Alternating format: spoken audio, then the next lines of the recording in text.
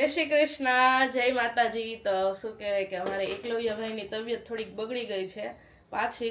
ખબર નહીં હવે નજરનું બહુ બધા લોકો કમેન્ટ કરે કે તમે ધ્યાન રાખજો, નજર ઉતારજો. હકીકતમાં નજરનું હોય કે નહીં એ તો નથી ખબર, પણ કાળજી તો અમે બધી રાખીએ છીએ. કાલ રાતે 2 વાગે એકલવ્યની નજર ઉતારવી પડી. બહુ અચાનક રોવા મીણ્યો તે બહુ રોવા મીણ્યો. પછી આપણને એમ થાય ને કે ભાઈ બીજું તો શું આપણે કરીએ. માથે મરચા ઉતારીને લીંબુ ઉતારીને તે વળી સાનો રહી ગયો, પછી ઉઈ ગયો ને થોડો કફ થઈ ગયો છે. ઉધરસ થઈ ગઈ. હા, ઉતરીને કફ થઈ ગયો. હમણાં એમ તો પણ ઈ વાયરસ છે કે નહીં એટલે વાતાવરણ ખરાબ છે. હમણાં એમ વાતાવરણ ખરાબ છે ને બહુ બધા લોકોએ કમેન્ટ કરી કે તમારા મોટા ભાઈને બતાવો.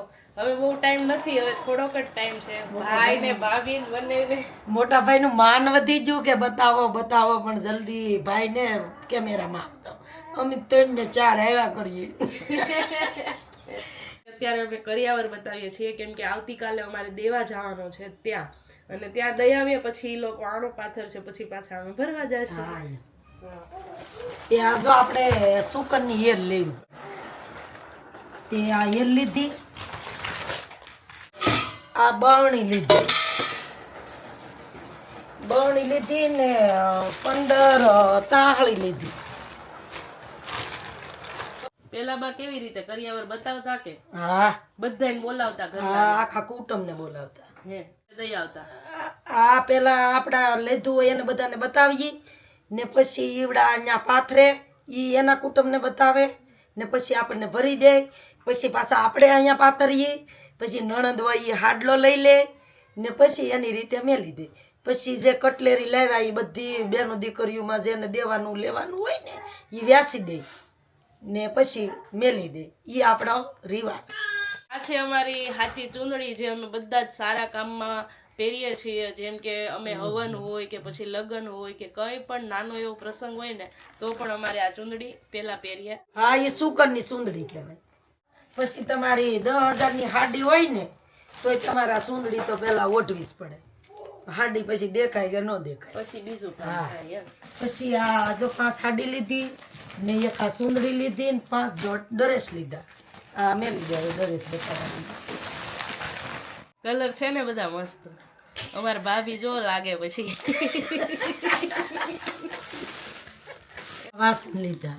હા વાસણમાં જો 15 તાળી લીધી, હા 6 સાલિયા ઘાહાના હા. આખો છે ને 6 થાળી. તાહળી હું કામ લઈએ આપણે બા? ઈ પેલા છે ને ઈ તો હવે બધું વયું ગયું. પેલા હવે અમારા છોકરાના લગ્ન થાય કે વ્યવહાર થાય કે સુકન તાહળીમાં જ લાપસી દેતા. ઈ વેવાય આવે ને એને ફરજિયાત તાહળીમાં જ લાપસી દેતા ને પેલા હેઠે ઘી નાખતા ને ઉપેરે નાખતા. ઈ એમ કહેવાય કે હેઠ ઉપર ઘી લાપસી ખાવા આવ્યા એટલે સુકનની તાહળી લેતા. ને હવે પછી આ રિવાજ વધતો જાય તે આ સેટ લીધો. પછી કાહાની થાળીનો. હા, ને આ રાંદલમાંના કળશા લીધા. રાંદલિયા કળશા કહેવાય. હા એ સુકનમાં આપણે રાંદલમાં તેડીએ અહીંયા રાંદલિયા કળશા. હા. પછી આ ત્રાસ લીધો, તાહડો કે એ તમારે ઘેરે હવે તારે છે એકલવ્ય છો સારા કામ આવે ને તો આ તાહડો જવે.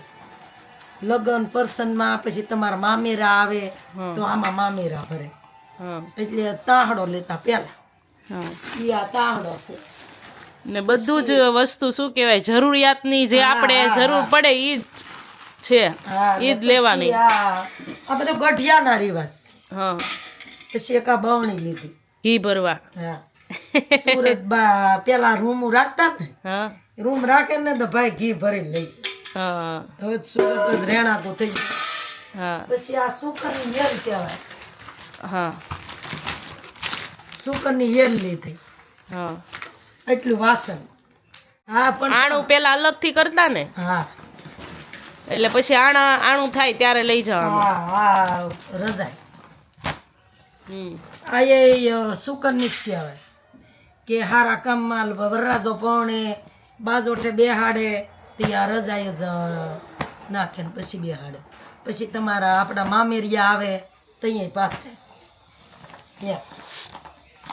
સરસ. તો આ તો આપણે ભાભી માટે લીધેલો કરિયાવર. આ આણાનો ને ઈ કપડા ને તમારા ટાઈમમાં કટલેરીમાં હું લાવતા? બંગડીનો જોટો ને લાલીની એને એક રૂંબાલ. બસ 3 વસ્તુ. અમારે તો લાવ્યા કે નહીં લાવ્યા એમ ને સાંભળતું. નહીં, આ 3 વસ્તુ જ હોય. બાલા બાપા આવ્યા હતા હાવડો લઈને. હા, તે આવો એક હાડલો હતો તે દી નીહરો તો કેવો હાડલો ભાઈ, તુલસી એની પૂનમ હાડલો નામ હતું. એ હાડલો રૂજ વળે આવ્યા હતા. એ હાડલો દઈને ચા પીને પી કેવો કટલેરી કે કેવો પડો કે કેવું પડો તો હશે. તો બા હવે તો તમારે ખરીદીનું ને બધું કામકાજ આ લગ્ન પછી પૂરું, શાંતિ. પછી તો મારા 2 છોકરાના કામ પૂરા, બાયું આવી જ જાય. હા પછી મંદિરે ઊભા થઈને વયું જવાનું હા ચા પીને. હા, ઓલા કે એમ કે બપોરનો ટેપ જેવા ઘેરે ન હોય. એ દાદાઓ માટે. અમારે શું કહેવાય કે ભાભી માટે લીધેલી ખરીદી ને બધી જ તમે બતાવી દીધી છે. બધાના રિવાજ અલગ અલગ હોય છે, એવી રીતે અમારા રિવાજ પ્રમાણે અમારે જેટલું લેવાતું હોય છે એ બધી જ વસ્તુ લઈ લીધી છે. અને હવે આવતીકાલે અમે બધા દેવા જવાના છીએ. એમાં પણ શું કહેવાય કે સુકન વસ્તુ એ છે કે ભાઈ બધું બધે જોતા હોય છે કે જે આપણા 2-4 ભાઈઓ હોય અને 5 બાઈઓને લઈ જાવ્યું પડે. હા, ઈ હકન ના કે ભાઈ એટલા હોવા જોઈએ એમ, ઈ પ્રમાણે ઘર પરિવારમાંથી બધા જાય. પછી એના જે 5 ભાઈઓ હોય એને બતાવી દે ને પછી કરિયાવર પાથરી દે ને પછી આપણને ભરી દે. પછી આપણે ટેકાળે પાછા પાડી દઈએ. તો હવે પૂરું થઈ ગયું છે ને આ તો અમારો કરિયાવર. તો તમે કમેન્ટમાં જણાવજો કે ખાસ કરીને તમારા રિવાજ પ્રમાણે શું આવું જ બધાને મળતું જ હોય આમ તો રિવાજો, કેમ કે બધાને આમ ઘણું ખરું તો એક સરખું હોય જ તે. રજાઈ છે, ગાલીચા છે, એવું બધું તો લઈ જ તે એમ, બેગ ને એવું બધું. કાવા 3 hours later. હજી બસ અત્યારે અમે જમી રહ્યા હતા ને ખાસ કરીને અમારે કાકીમાં અહીંયા આવ્યા છે તો અમે બસ ચર્ચા કરતા હતા. તો કાકી અમને સલાહ દેતા હતા નારીનું જીવન કેવું હોય છે, તો ઈ વિશે છે ને ઈ વિશે કાકી આપણને જણાવશે થોડું. નારીનું જીવન છે ને જન્મે ત્યાંથી દીકરી પરસવા થયું હોય. જો દીકરી સમજણી થાય ને તો બાપાથી બીવે, પણ સત્તાય એને પરસવાધન રહેવાનું. દીકરી મોટી થાય કાકી પરસ્વાધન એટલે પરસવાધન એટલે જો એને મોટી થાય ને એમ કરવા બીજાના રાહ ઉપર જ હાલવાનું, પોતે નિર્ણય લઈ જ ન શકે. જો મોટી થાય તેના બાપાથી બીવે. થોડી થોડી બીક જાય ને ત્યાં ભાઈ ઘરમાં મોટો હોય એનીથી બીવે. ઈ થોડી થોડી એની બીક જાય ને તો એને હાહરે મોકલે તો એના પતિથી બીવે. પછી પતિની થોડી થોડી થોડી બીક મટે ને એ બધું ખબર પડી જાય ઘરમાં રહેવાની કેણી બધું બીક વહી જાય ત્યાં દીકરો થાય જવાન એનીથી બીવે. એટલે એને આખી જિંદગી જો આદમી છે એ ગમે ના પૂછ્યા વિના નો વયો જાય, એને કોઈ કઈ નહીં કે. બાઈ થી ઘર બાર આદમી પૂછ્યા વિના ન જવાય. એટલે હું મારું કહેવાનું એમ કે આ નાય કોના કર દીકરી જન્મે નાથી પરસવાધન, તો એને કેમ બીજાના સ્વાર્થ ઉપર જ હાલવાનું, પોતે નિર્ણય કેમ ન લઈ શકે.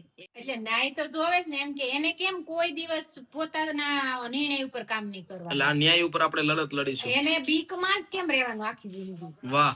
તો બધા જ વડીલોને હું નમ્ર વિનંતી કરવા માંગુ છું કે આ ન્યાય વિશે અમને થોડુંક તમે જણાવો. કમેન્ટમાં ખાસ કરીને જણાવજો. તમારા ઘરમાં વડીલો હોય એને આ સવાલ પૂછજો કે આવું કેમ હશે, આની પાછળનું કારણ શું હશે, એટલે અમને ખબર પડે ને અમે વિડીયોમાં બીજા દિવસે જરૂરથી તમને એનો જવાબ આપશું. એટલા માટે ખાસ બધા વડીલો આ વાત ઉપર ધ્યાન આપજો કે અમારા કાકીમાનો સવાલ છે કે આ દીકરીને હાસો સવાલ છે ખોટો પણ.